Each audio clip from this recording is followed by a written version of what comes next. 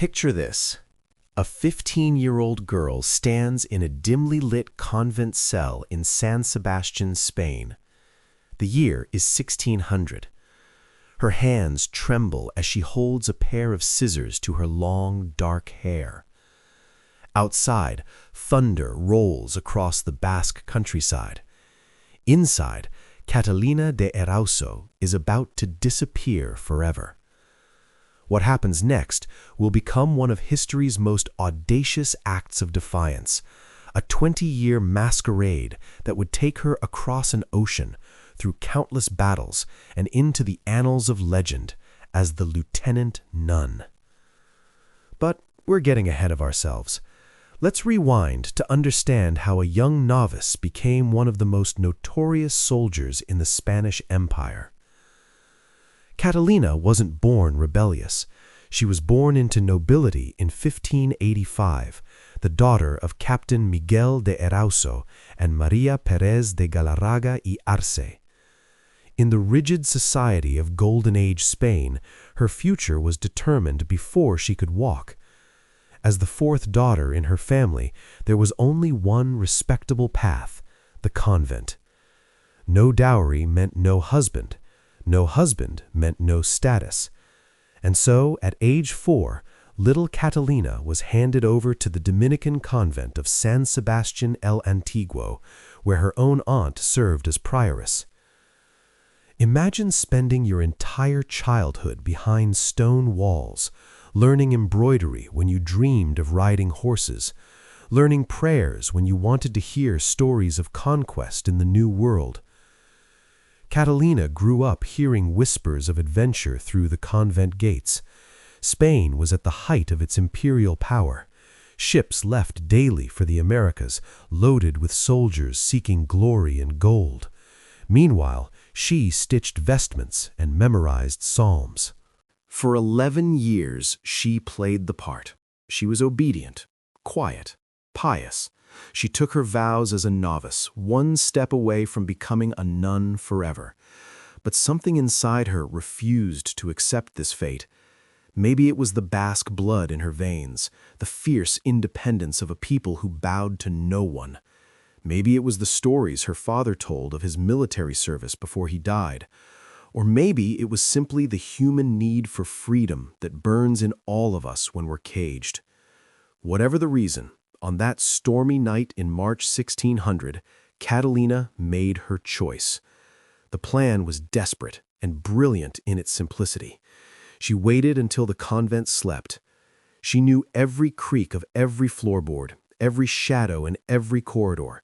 She had been studying the layout for months, noting which doors were left unlocked, where the keys were kept, how long it took the night watch to make their rounds.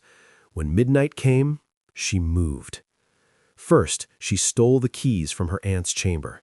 Her heart must have been hammering so hard she thought it would wake the entire convent, but her hands stayed steady. Next, she grabbed whatever she could find: a needle and thread, some coins from the collection box, a few pieces of bread. Then came the transformation. In the darkness, she took those scissors and cut away her hair, the symbol of her femininity and her submission. Each snip was an act of rebellion. Each lock that fell to the floor was a piece of her old life discarded. But cutting her hair wasn't enough. She needed clothes. Men's clothes. And here's where her convent training became useful in ways the nuns never intended. Catalina was an expert seamstress. From the blue cloth of her habit, she fashioned breeches and a doublet. It wasn't perfect, but in the dim light of pre-dawn, it would pass. She bound her chest, pulled on the rough clothes, and became someone new.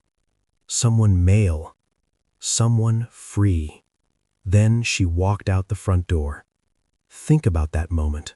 The cool night air on her cropped head, the unfamiliar weight of men's clothing. The terror and exhilaration of stepping beyond those walls for the first time in 11 years. Behind her, the only life she'd ever known. Ahead of her, a world that would kill her if it discovered her secret. She ran. Through San Sebastian's cobblestone streets, past the cathedral where she'd worshipped, past houses where families slept unaware that history was running past their windows. She didn't stop until she reached the forest outside town. There, hidden among the chestnut trees, she waited for dawn, taking stock of her new reality. She was 15 years old, alone, penniless, and hunted. The penalty for breaking religious vows was severe. The penalty for a woman masquerading as a man was death. But Catalina didn't turn back. For the next 3 years, she wandered through Spain like a ghost. She couldn't return home. She couldn't tell anyone who she really was.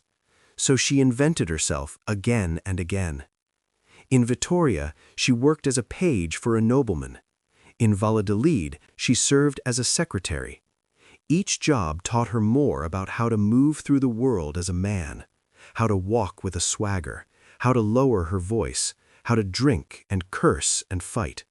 She studied men the way a spy studies a foreign language, learning every gesture, every unspoken rule. She was good at it, terrifyingly good. Her slight build wasn't unusual for a young man of 16 or 17. Her lack of facial hair could be explained by youth, and her reserved nature, which might have made her suspicious as a woman, made her seem dignified as a man. She learned to channel her fear into coldness, her anger into bravado. She learned that in a world of men, violence was currency. And she learned that the best place to hide was in plain sight, in the one place where thousands of young men went to disappear and reinvent themselves, the New World. In 1603, an 18-year-old who called himself Francisco de Loyola boarded a ship in Seville bound for Panama. This wasn't Catalina's first chosen name. She'd been Pedro, Antonio, Alonso, but Francisco de Loyola would be the name she'd carry for nearly 2 decades, the name that would become legendary. The voyage across the Atlantic took 2 months, 2 months of storms and seasickness, of cramped quarters and hardtack biscuits, 2 months where discovery meant death.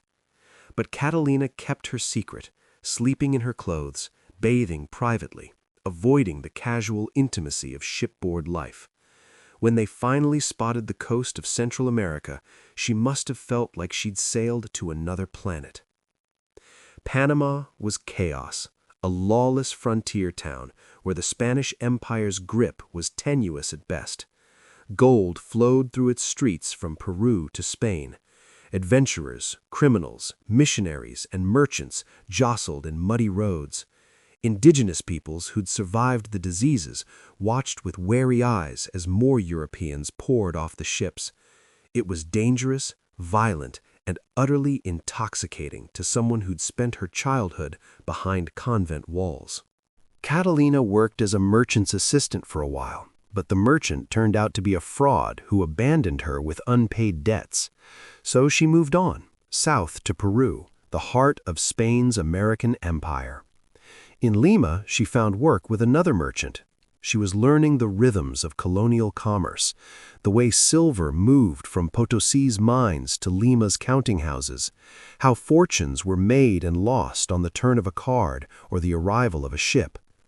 But she was also learning that Francisco de Loyola had a temper, a dangerous temper. When insulted, Francisco didn't back down. When challenged, Francisco fought. Maybe this was Catalina asserting the masculine identity she'd created. Maybe it was 11 years of suppressed rage finally finding an outlet. Or maybe it was simply survival. In a world where weakness meant death, Francisco had to be harder, tougher, more ruthless than the men around him. The violence escalated. A dispute over gambling debts led to a knife fight. Francisco won, but had to flee Lima. Another argument, this time over a woman, ended with blood on the street. Again, Francisco disappeared into the night. This became the pattern: work, fight, run. New city, new name, new start. Catalina was becoming an expert at vanishing. But running has its limits. Eventually, you run out of places to go. Eventually, you need something more permanent than a false name and a fast horse. Eventually, you need power. And in the Spanish colonies, power came from one source: military service. In 1609, a 24-year-old Francisco de Loyola enlisted in the Spanish colonial army. It was the perfect refuge. The army didn't ask too many questions about a recruit's past.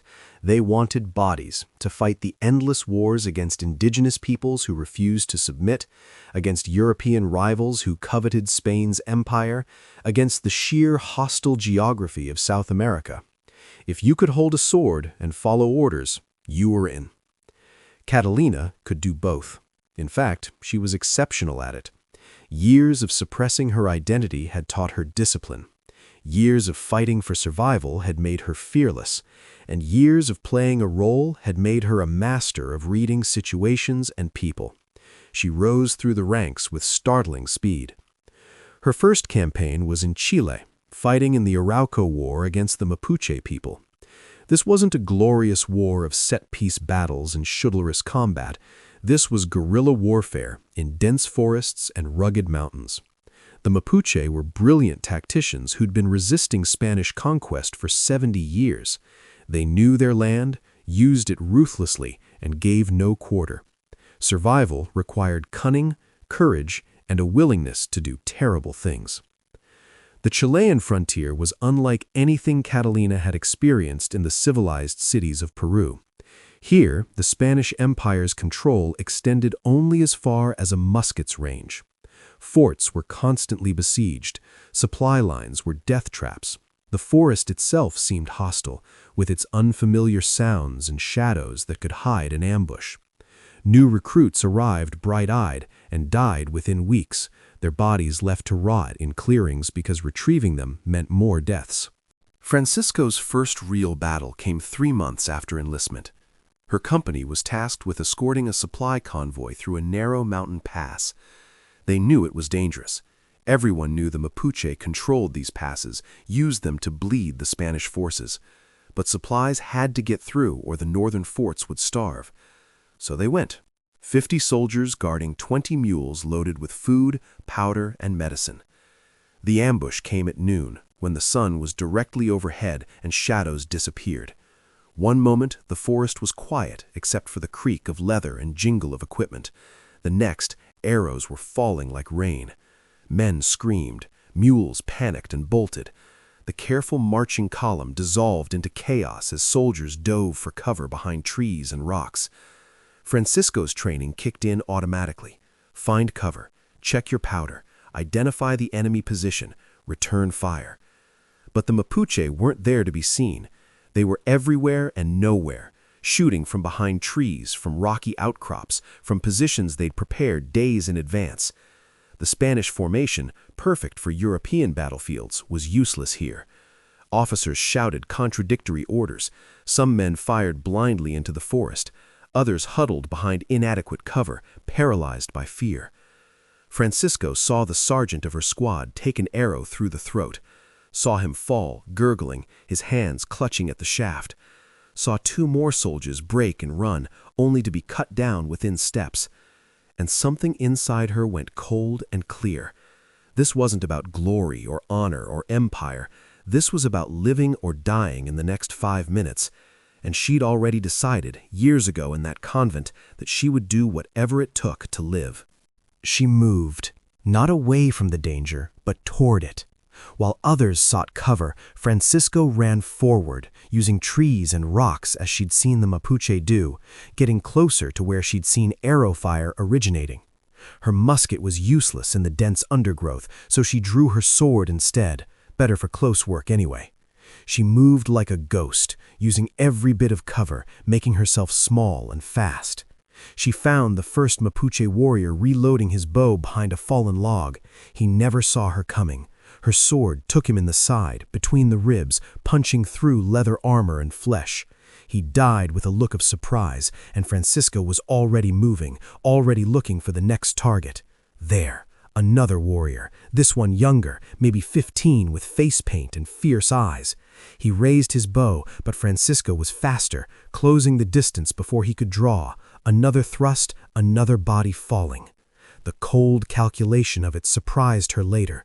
In the moment, there was no thought, no hesitation, just survival instinct honed by years of living a lie, years of reading situations and reacting faster than thought.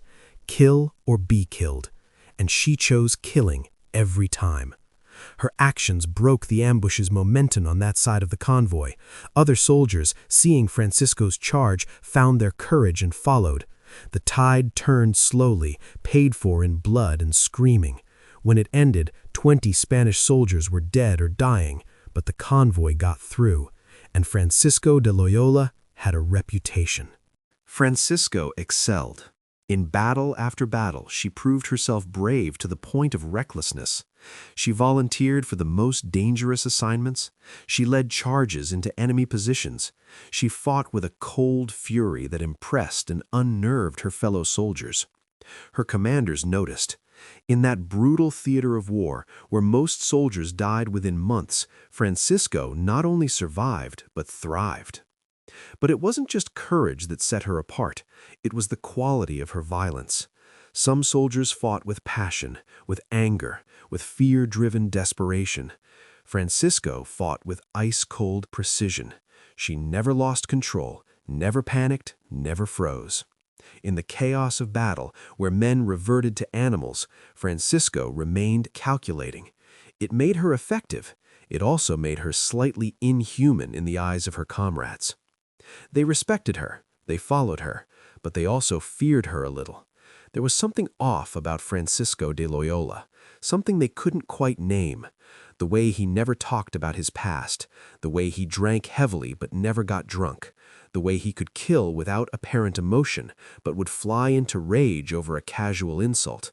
The contradictions were disturbing if you thought about them too hard, so most didn't think about them. In a war where life was cheap and death was certain, who had time to worry about one odd lieutenant? But here's what's remarkable. Catalina wasn't just fighting, she was living fully as a man in the most masculine environment imaginable.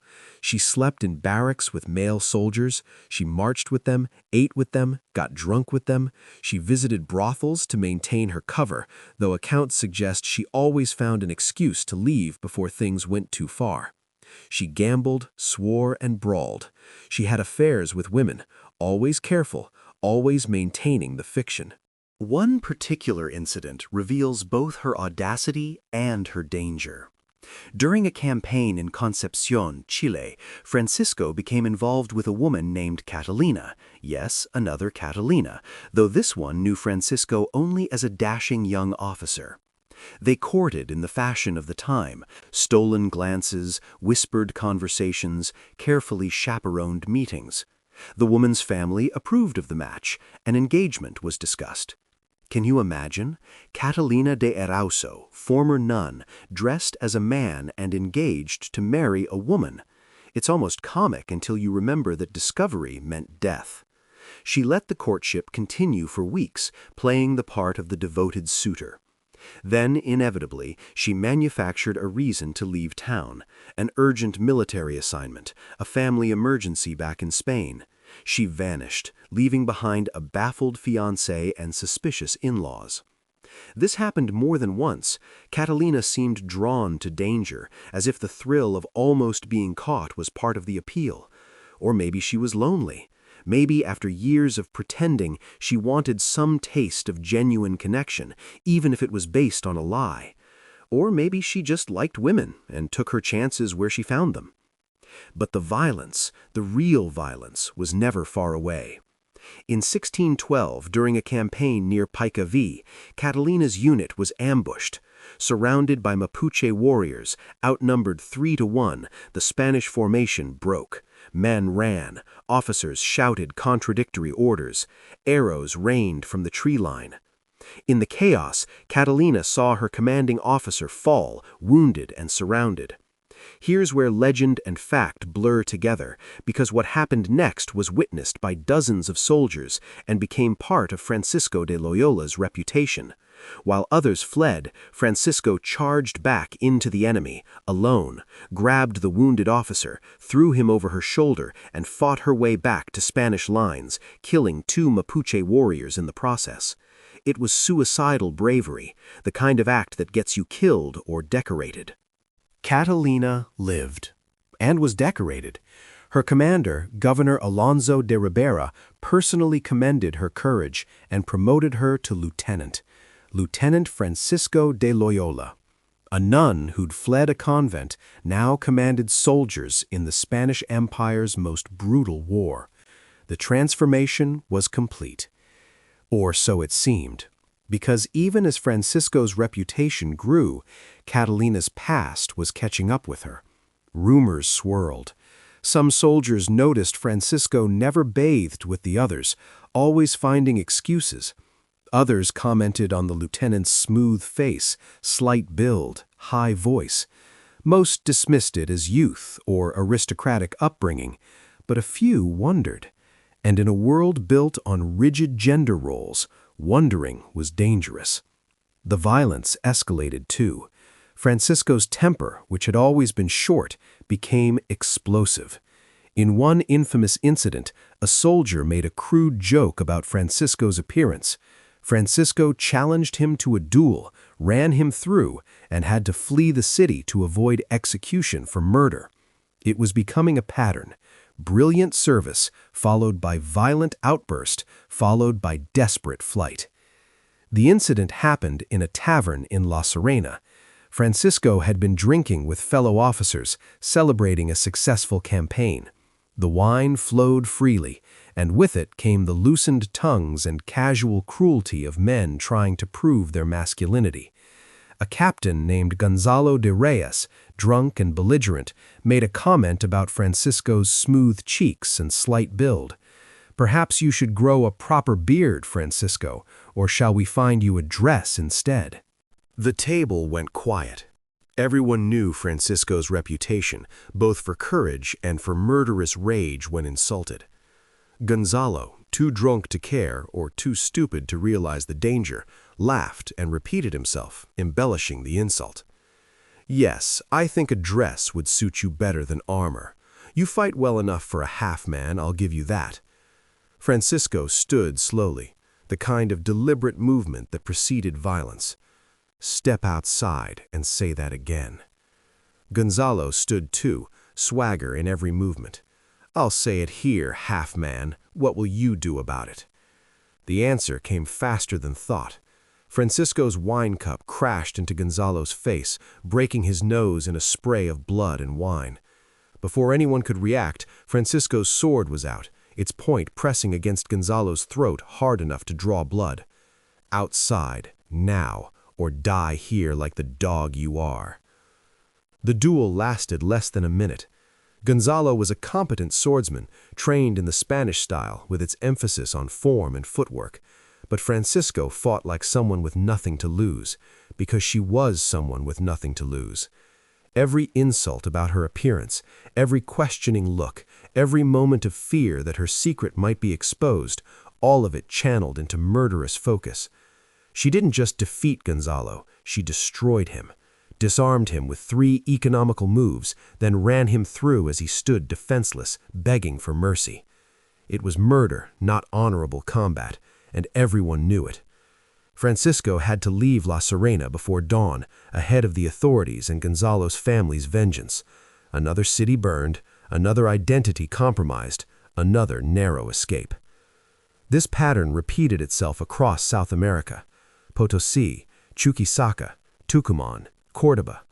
In each city, Francisco would arrive with military honors and a purse full of silver, would find work or continue military service, would gain respect and reputation, and then something would trigger her rage, that bottomless well of fury that came from living a lie every moment of every day. An insult, a question, a look that lingered too long, and Francisco would explode, leaving bodies and burned bridges in her wake. The psychological toll must have been immense. Imagine never being able to relax, never being able to let your guard down. Every bath was a potential disaster. Every casual touch from a fellow soldier was a threat. Every romantic advance from a woman was a minefield of desire and danger. And underneath it all, the knowledge that discovery meant death, not just her own death, but a shameful death, a death that would reveal her secret to the world and destroy even her memory. Is it any wonder she was violent? Violence was the language of masculinity in her world. Violence proved you were a man, and violence kept people at a distance, made them afraid to look too closely, to ask too many questions.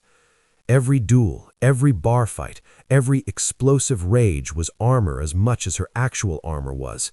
It protected her secret, even as it threatened to expose her through legal consequences.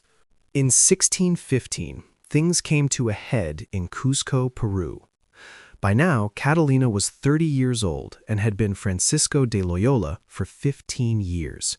She'd fought in dozens of battles, killed countless enemies, and earned a reputation as one of the finest soldiers in the colonial army. She had money, status, and respect. She should have been content. But one night, during a card game, another officer accused Francisco of cheating. Words were exchanged, insults became threats, and then, in a moment that would define the rest of Catalina's life, the other officer said something about Francisco's manhood, questioning whether he was really a man at all. Francisco snapped, drew a sword. The other officer drew as well. They fought right there in the gambling hall, crashing through tables, sending cards and coins flying. Other officers tried to intervene, but Francisco was beyond reason. The fight spilled into the street. By the time it ended, the other officer was dead, and Francisco was wounded and surrounded by authorities. This time, there was no running. The victim was a nobleman's son. There would be a trial, an execution, and executions required close examination of the condemned. Catalina's secret was about to be exposed in the worst possible way. She did the only thing she could. She sought sanctuary in a church. Under Spanish law, fugitives who reached a church before arrest could claim religious protection. The authorities couldn't touch her as long as she stayed within the church walls. It bought time, but not freedom. Sooner or later, she'd have to come out, and when she did, she'd hang. For weeks, Catalina hid in the cathedral at Guamanga. The bishop, Don Agustin de Carvajal, visited her, trying to convince her to surrender, to trust in Spanish justice. And during one of these conversations, desperate and exhausted, Catalina made an extraordinary decision. She told him the truth. Can you imagine that confession? 15 years of lies, 15 years of violence and fear and constant vigilance, all spilling out in that dim church. She told him everything: the convent, the escape, the masquerade, the battles, all of it. She told him she was a woman. She told him she'd been a nun, and she begged for mercy. The bishop, to his credit, didn't immediately betray her. Instead, he ordered an examination by midwives to verify her story. Think about that moment. After 15 years of hiding her body, after countless close calls, Catalina finally revealed herself to strangers. The midwives confirmed it. Francisco de Loyola was female. Moreover, she was still a virgin, a detail that would prove crucial for what came next. The news exploded through the Spanish colonial world. A woman soldier? Impossible. A former nun turned killer? Unthinkable. Letters flew back and forth across the empire. Bishops consulted canon law. Governors debated what to do with her. The case was unprecedented. There were no rules for this situation because no one had imagined it could happen. Some called for her execution. She'd broken her religious vows, killed numerous people, and violated divine and natural law by living as a man. Others argued for mercy. She'd served Spain bravely, never consummated her religious vows, and maintained her chastity. The debate raged for months while Catalina remained in church sanctuary, her fate hanging in balance. Here's where her story gets even stranger. Rather than condemning her, Spanish society became fascinated by her. In Lima, people crowded outside the church hoping to catch a glimpse of the lieutenant nun. Her autobiography, which she wrote or dictated during this period, circulated in manuscript form and became a sensation. Artists painted her portrait, poets wrote verses about her exploits. The woman who'd spent 20 years hiding became famous overnight. But fame wasn't freedom. The church eventually decided to send her case to the highest authority, the Pope himself in Rome. In 1620, Catalina boarded a ship back to Spain, this time as a prisoner, celebrity, and curiosity all at once. The voyage took 6 months, and the entire time she was the center of attention. The crew wanted to hear her stories, passengers begged for audiences. By the time the ship reached Cadiz, word of her arrival had spread throughout Spain. She traveled to Madrid, where King Philip IV himself granted her an audience. The king, only 15 years old at the time, was enchanted by her story. Here was living proof of Spanish valor and the miraculous nature of their empire.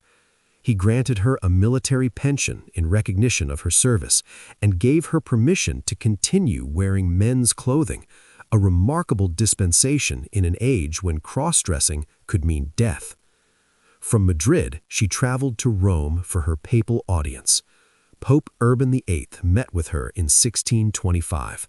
The meeting was extraordinary. Catalina, dressed in men's clothes, stood before the spiritual leader of Catholicism and recounted her story. She'd broken her religious vows, but claimed she'd never consummated them.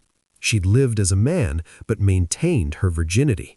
She'd killed people, but in service to a Catholic empire fighting heathens. The papal audience took place in the Vatican's private chambers, a room rich with Renaissance art and the weight of centuries of Catholic authority.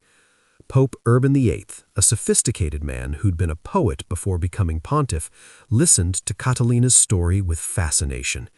He asked questions, probing but not hostile. He wanted to understand this unprecedented case. How had she maintained her disguise for so long? What had driven her to flee the convent? How did she reconcile her violence with her religious upbringing? Catalina answered honestly, or as honestly as she could. She spoke of feeling trapped, of a calling to freedom stronger than any religious vocation. She spoke of war not as glory, but as survival. She spoke of maintaining her chastity as proof that despite everything, she'd remained faithful to her core religious vows, even while breaking others. The Pope listened. He consulted with cardinals and canon lawyers. The case was unprecedented. Never in the Church's history had they encountered a nun who'd lived as a male soldier for 20 years. The theological implications were staggering. If they condemned her, they condemned someone who'd served Catholic Spain's imperial mission with distinction. If they absolved her, they potentially opened the door to other women claiming the right to abandon their religious duties. But Urban VIII was nothing if not pragmatic. He understood that Catalina's case was unique enough not to set a dangerous precedent. How many other women had the skill and courage to pull off such a masquerade? How many would even want to? This wasn't about creating a new path for others. This was about dealing with one extraordinary individual who'd already carved her own path, whether the Church liked it or not.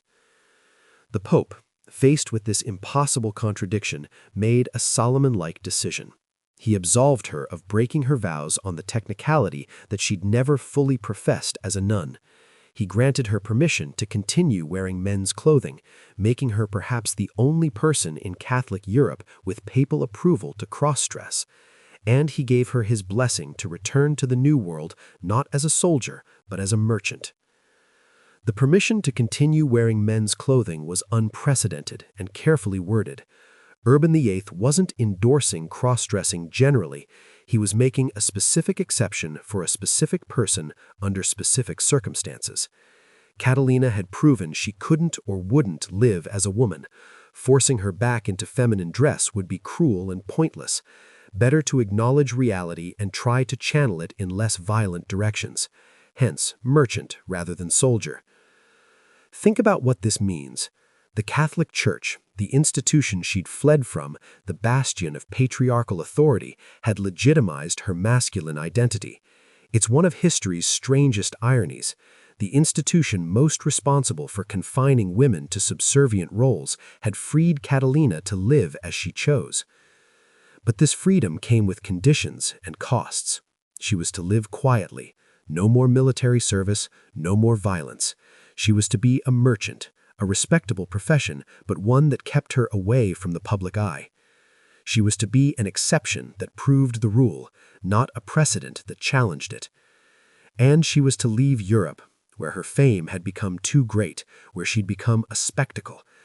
In the New World, among the chaos of colonial society, she could disappear again. She returned to the Americas in 1630 as Antonio de Erauso, a slight change from Francisco, but close enough to her birth name to be a private joke. She settled in New Spain, in modern-day Mexico, and worked as a muleteer, transporting goods across the brutal terrain between Veracruz and Mexico City.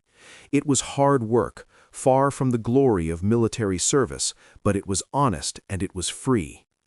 The life of a muleteer was brutal in its own way. The route between Veracruz and Mexico City crossed some of the most challenging terrain in New Spain. From the steaming tropical coast, the road climbed through fever-ridden lowlands, then up into the mountains where altitude made every breath a labor. Bandits haunted the route, both Spanish outlaws and indigenous peoples who'd been driven from their lands and turned to robbery. Weather was unpredictable and deadly. Mules broke legs on rocky paths. Drivers died of disease, exposure, or violence with depressing regularity. But Antonio de Erauso thrived. The skills learned in 20 years of warfare translated well to this new life. She knew how to read terrain, spot ambushes, organize supply lines. She knew how to lead men through hardship, how to project authority, how to use violence when necessary and restraint when prudent.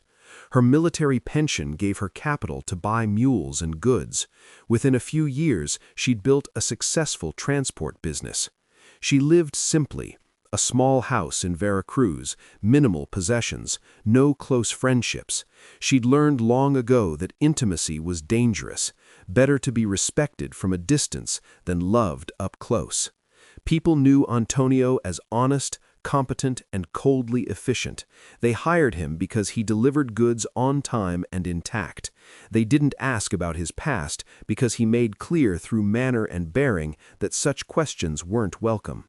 And in the rough world of colonial commerce, where most people were running from something, this was normal enough not to raise suspicion.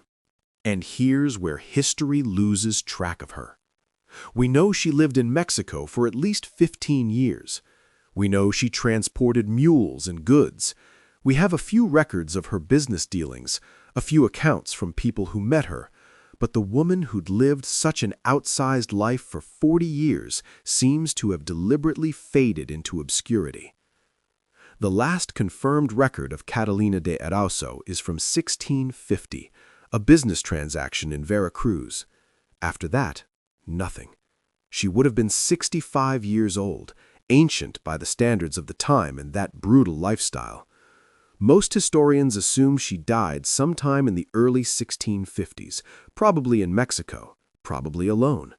No grave has ever been found, no death certificate exists. She vanished as thoroughly as she'd vanished from that convent 50 years earlier. But her legend didn't die. Her autobiography, published posthumously, became a bestseller in Spain. Plays were written about her exploits. The lieutenant nun became a folk hero, a symbol of courage and independence. Over the centuries, she's been claimed by feminists as an early example of gender rebellion, by LGBTQ historians as a transgender pioneer, by Basque nationalists as an icon of their people's fierce independence, and by military historians as an extraordinary soldier. Who was she really? The truth is, we can't fully know. We have her autobiography, but it's part confession, part brag, and entirely shaped by her need to justify her actions to a hostile audience. We have official records that confirm the basic facts, but tell us nothing about her inner life. We have accounts from people who met her, but they saw what she wanted them to see. Francisco, Antonio, the soldier, the merchant, the man. What we can say is this: Catalina de Erauso refused to accept the fate assigned to her by her society, her family, and her gender. When offered a choice between a cloistered life of submission and an uncertain life of freedom, she chose freedom every single time, no matter the cost. She reinvented herself repeatedly, mastering the art of performance so thoroughly that she fooled an empire for 2 decades. She lived and fought and loved on her own terms, in an age when such things should have been impossible for someone born female. Was she a woman living as a man? A transgender man born centuries before that concept existed? A master con artist? A religious rebel? A proto-feminist icon? The remarkable thing is that she was probably all of these things, and none of them. She was herself, whatever that meant, in a world that had no category for her existence. Let's sit with some of the implications of her story for a moment. In the rigid social structure of 17th century Spain, identity was supposedly fixed at birth. Your gender, your class, your role in society, all were determined by circumstances beyond your control. Social mobility was nearly impossible. Gender nonconformity was literally unthinkable, a sin against nature and God. And yet, Catalina shattered every one of these assumptions. She moved from nun to soldier to merchant. She changed her gender presentation and made it stick for decades. She crossed the boundaries of race and class in colonial society. She proved that identity isn't fixed, but performed, that the categories societies create to organize themselves are more fragile than they appear. One determined individual with enough courage and skill can break through them. But her story is also a reminder of the enormous cost of such rebellion. Every day of those 20 years living as Francisco, she risked exposure and death.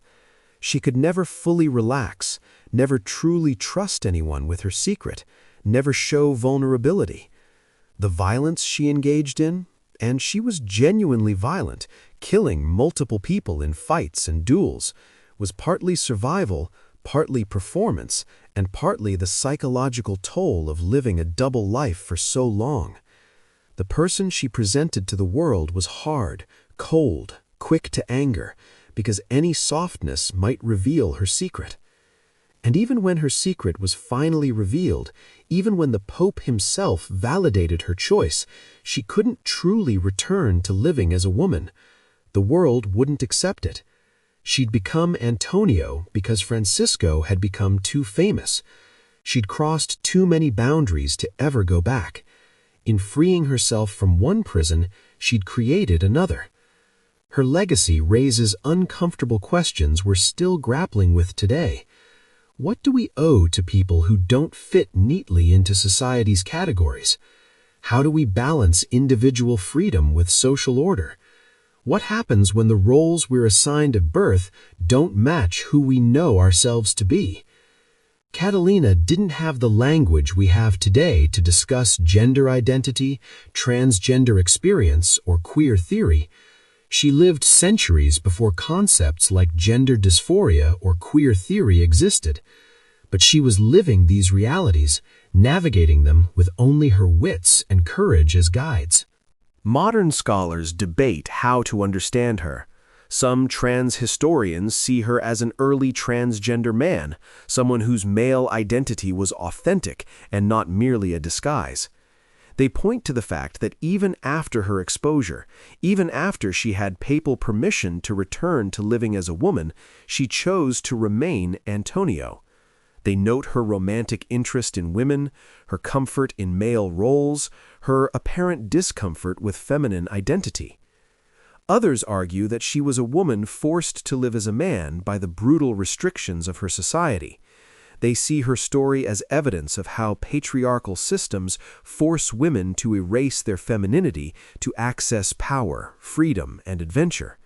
They point to her autobiography's references to herself using female pronouns even while describing her male life, suggesting some continued identification with womanhood.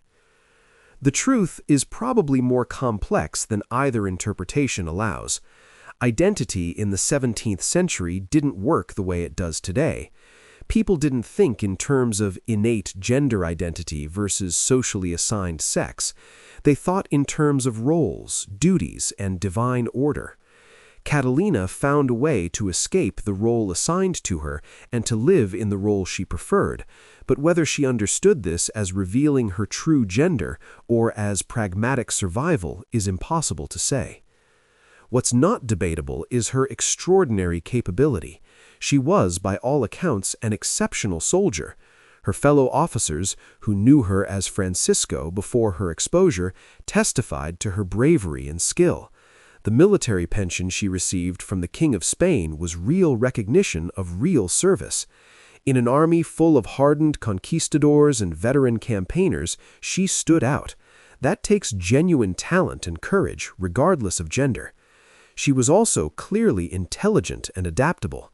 Think about the skills required to maintain her masquerade, the constant vigilance, the quick thinking when questions arose, the ability to read social situations and respond appropriately, the physical discipline to maintain her disguise.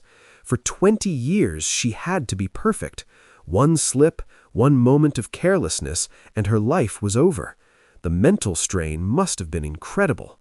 And yet she did more than just survive. She thrived.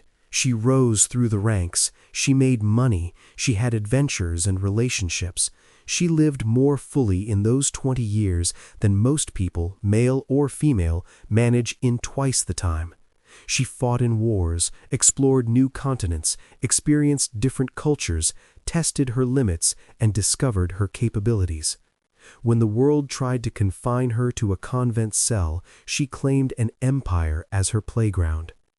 There's something almost superhuman about it, which is probably why her story has endured for 4 centuries. We want to believe that one person with enough courage and determination can overcome any obstacle. We want to believe that identity is malleable, that we can become whoever we choose to be. Catalina's story seems to prove these things are possible. But it's also important to remember the darker aspects of her tale. She was part of the Spanish colonial project, which brought genocide, slavery, and cultural destruction to the Americas. The Mapuche people she battled were defending their homeland against foreign invaders. Her adventures were built on the suffering of indigenous peoples. Her freedom came at the cost of others' enslavement. This doesn't negate her personal courage or the significance of her gender rebellion, but it does complicate our understanding of her as a hero. She was simultaneously oppressed and oppressor, rebel and enforcer of empire. She broke gender boundaries while reinforcing colonial hierarchies. She claimed freedom for herself while participating in systems that denied freedom to others. Like most historical figures, she contains multitudes, contradictions that resist simple moral judgments. And perhaps that's fitting. Catalina de Erauso was never simple. From the moment she cut her hair in that convent cell, she resisted easy categorization. She was a nun who became a soldier, a woman who lived as a man, a killer who kept her virginity, a rebel who served the empire, a celebrity who vanished into obscurity. She was all of these things at once, a living contradiction that challenged every boundary her society tried to impose. When we tell her story today, we're telling it in a very different world than the one she inhabited. We have language and concepts for discussing gender identity that didn't exist in her time. We have different moral frameworks for evaluating colonialism, violence, and individual freedom. We have the advantage of distance, of being able to see her life as a completed narrative rather than an unfolding crisis. But in some ways, the core questions her life raises remain unchanged. How do we live authentically in societies that demand conformity? What price are we willing to pay for freedom? How do we navigate identities that don't fit established categories? What obligations do we have to others versus ourselves? These are eternal questions, as relevant now as they were in 1600.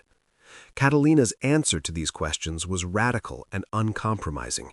She would rather risk death than accept a life she didn't want. She would rather live in constant danger than live safely in chains. She would rather be alone than be imprisoned. And when her secret was finally revealed, when she had the chance to return to conventional femininity with the Church's blessing, she refused. She chose to remain Antonio, to continue living outside the boundaries, to maintain her hard-won freedom even if it meant continued isolation. That choice tells us something essential about who she was. This wasn't someone making the best of a bad situation. This wasn't pragmatic adaptation. This was someone who discovered her true self during those 20 years of masquerade and refused to give it up. Antonio de Erauso was who she really was, or who she'd become, or both. The distinction probably didn't matter to her. In her final decades in Mexico, living quietly as a muleteer, she must have reflected on her extraordinary life. Did she have regrets? Did she wish she'd stayed in that convent, lived a conventional life? Did she mourn the relationships she couldn't have, the children she'd never bear, the simple normalcy she'd sacrificed? Or did she look back with satisfaction at a life fully lived, at boundaries crossed and adventures claimed? We'll never know. What we do know is that she chose her path every single day, from that first night fleeing San Sebastian until her death somewhere in Mexico. She chose freedom over safety, authenticity over acceptance, adventure over peace. And in doing so, she became legendary. The last image we have of her, from a description by someone who met her in Mexico in the 1640s, shows an aging muleteer with a sword at their side and a weathered face, still wearing men's clothing, still living as Antonio, still free. The person who described meeting her noted their unusual courtesy, their quiet dignity, their obvious competence. They had no idea they were talking to one of the most remarkable people of the century. And maybe that's how Catalina wanted it. After a lifetime of performance, after decades of being stared at and questioned and judged, perhaps she finally achieved what she'd always wanted, the freedom to simply be, without explanation or justification. Not Francisco, the legendary soldier, not Catalina, the escaped nun, not the lieutenant nun or any of the other names and roles thrust upon her, just Antonio, a muleteer in New Spain, living a quiet life earned through extraordinary courage. Her story doesn't have a neat moral or easy lesson. It's messy and complicated, like she was, like all of us are. But if there's one thing we can take from it, it's this. The boundaries that seem most rigid, most natural, most unbreakable, are often more fragile than we think. With enough courage, determination, and willingness to pay the cost, almost anything is possible. Identity is performance, gender is constructed, and society's categories are human inventions that can be challenged and changed. Catalina de Erauso proved this 400 years ago in an age far more restrictive than ours, under circumstances far more dangerous. She took a pair of scissors to her hair and her fate and created a life that should have been impossible. She walked out of that convent and into legend. And somewhere in Mexico, in the 1650s, an aging muleteer with a sword and a secret died, probably alone, probably unnoticed. No marker shows their grave, no ceremony honored their passing. They vanished as thoroughly as that 15-year-old girl had vanished from San Sebastian 50 years earlier. But the legend lived on. The lieutenant nun became a story told and retold, adapted and reimagined, claimed by different movements and causes over the centuries. Catalina became a symbol, which is ironic for someone who spent her life resisting being defined by others. But maybe she would have appreciated the irony. After all, she spent her life proving that people are more than the roles assigned to them, more than the categories society creates. She was Catalina de Erauso, who became Francisco de Loyola, who became Antonio de Erauso. She was a nun, a soldier, a merchant, a legend. She was a woman, a man, something in between, or something entirely her own. She was a killer and a virgin, a rebel and a servant of empire, a celebrity and a nobody. She was all of these things and none of them. She was, above all, herself, whoever and whatever that meant, in a world that had no words for who she was. And that, ultimately, is the most radical thing about her story. Not that she successfully passed as a man for 20 years, not that she fought in wars or killed in duels or fooled an empire.